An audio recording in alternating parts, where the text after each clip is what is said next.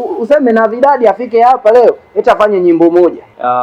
Jana kipindi unashuka stage pale, ilikuwa kama vile kuna sintofahamu kati yako wewe na DJ. Sasa kwa mashabiki zako wewe wakishindwa kuelewa nini kilikuwa kinaendelea, na ilikuwa kama vile mnarushana maneno namna fulani, kama vile kulizishwa, lakini kitu kinaendelea hapa stage. Labda pengine mashabiki wangependa kujua nini kilitokea.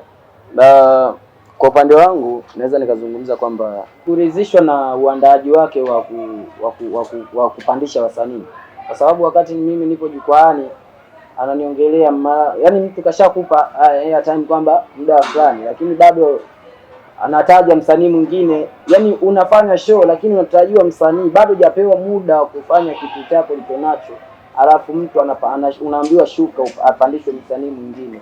Hiyo kwa upande wangu ni disappoint pakubwa sana. Unafanya nyimbo ndo kwanza unafanya nyimbo ya kwanza, haya unashushwa jukwaani, alafu bado watu wana vibe wanataka kuendelea kukuona ukifanya show. Umeelewa?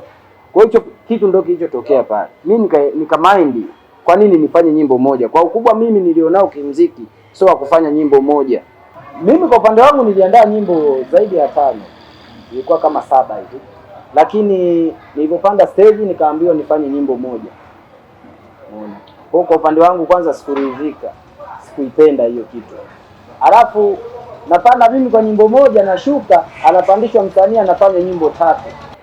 Of course kumekuwa kuna malalamiko mengi sana kuhusiana na uandaji wa hii tamasha ambayo imefanyika juzi.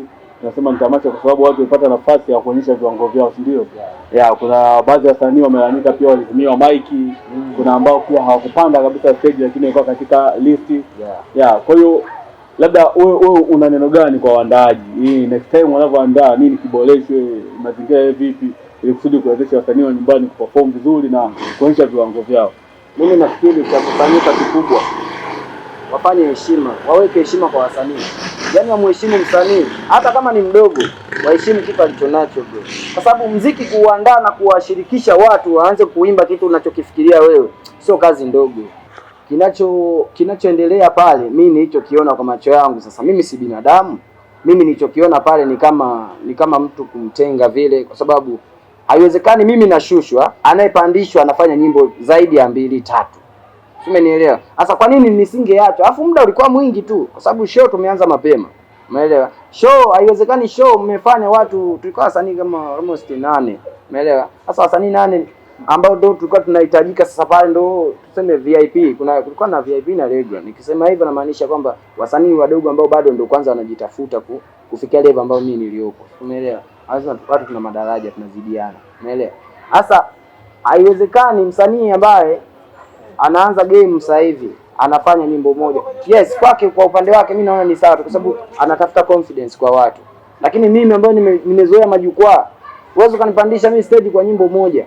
Alafu unamwambia MC anaanza kuongeti, asante sana. Asante vipi? Mimi nataka nifanye show watu waelewe. Sasa mwingine sasa anayetaka kuona show zangu ataona vipi? Wakati show simalizi na katishwa. Taonyesha nini sasa? Kwa hiyo kilio chako ni kwa MC.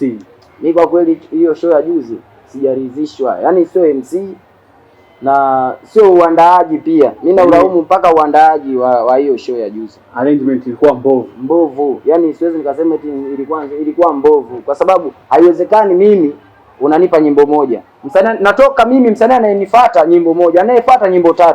Ni nini sasa maana yake? Sanmane kafanya nyimbo moja pale. Sasa nyimbo moja kwa ukubwa wa Sanmane sio kufanya nyimbo moja. Ukubwa wa Pyro mimi sio kufanya nyimbo. Ni sawa useme na Vidadi afike hapa leo eti afanye nyimbo moja.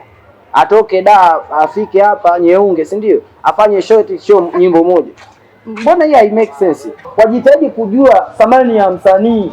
Kama mimi najiheshimu na jisamini navumilia muda wako na kufuata, nije nifanye show yako hapo unafika kwenye show yako unanifanyia dharau. Aiyo.